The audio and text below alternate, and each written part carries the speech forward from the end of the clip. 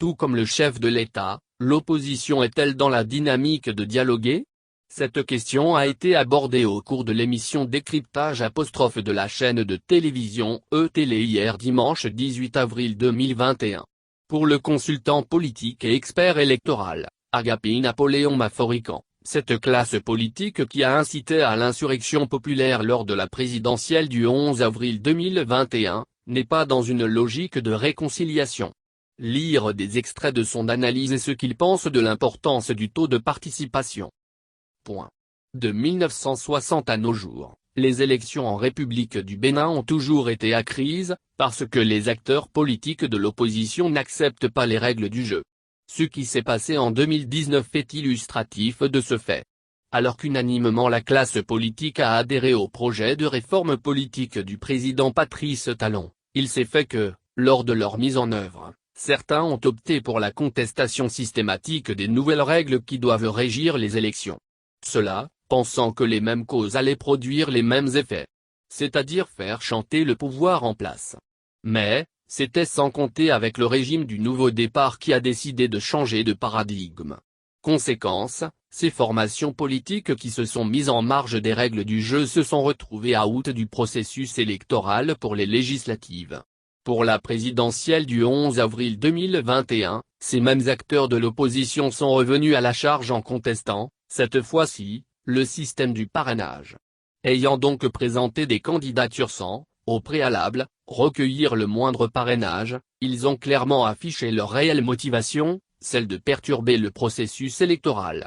Et ils n'ont pas manqué de le faire, notamment avec les violences préélectorales enregistrées dans certaines localités du pays. Mais, grâce à Dieu et au professionnalisme de nos forces de sécurité et de défense, on a pu éviter le pire. Même si aujourd'hui le président Patrice Talon reste favorable au dialogue, ce n'est pas le cas avec le camp d'en face. Il n'est pas dans la logique de la réconciliation. Pour donner la preuve qu'il l'est vraiment, il faut qu'il se discipline et respecte les règles du jeu. Cela, un peu comme les États acceptent de respecter les règles de la Fédération internationale de football et associations, même si ça ne les arrange pas. Pas de réconciliation avec des terroristes. À l'interne, nous avons nos textes qu'il faut respecter. Vous pouvez créer votre lobby pour aller à leur rencontre. Si vous pouvez arriver à drainer suffisamment du monde dans les rues pour faire changer les règles, c'est bon. C'est cela la démocratie. Ce n'est pas en recrutant des mercenaires pour tuer qu'on restaure la démocratie. Procéder ainsi, c'est du terrorisme. Et on ne peut faire aucune réconciliation avec des gens qui agissent de la sorte. Faux débat sur le taux de participation.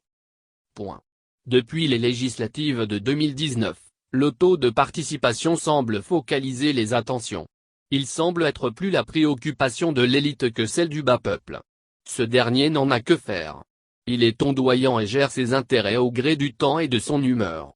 La preuve, quand il finit de voter, il passe à autre chose. Pour la plupart, ce sont les intellectuels qui attendent les résultats des urnes. Et même dans des grandes démocraties, en dehors des militants politiques, les autres se contentent de voter. Ils savent que chaque 2 ans ils votent comme aux États-Unis. Quand vous êtes fâché contre un sénateur, vous lui donnez rendez-vous dans 2 ans pour le sanctionner dans les urnes. L'électeur américain moyen s'occupe de son canton. En Allemagne, c'est la même chose. Le pouvoir va du bas vers le haut. On gère d'abord le niveau local. La politique du gouvernement fédéral n'impacte pas le quotidien de l'Allemand moyen. Lui, son problème est au niveau de l'État fédéré. C'est la politique générale de son État fédéré qui le concerne. Et au niveau plus bas, c'est la coalition qui dirige sa commune.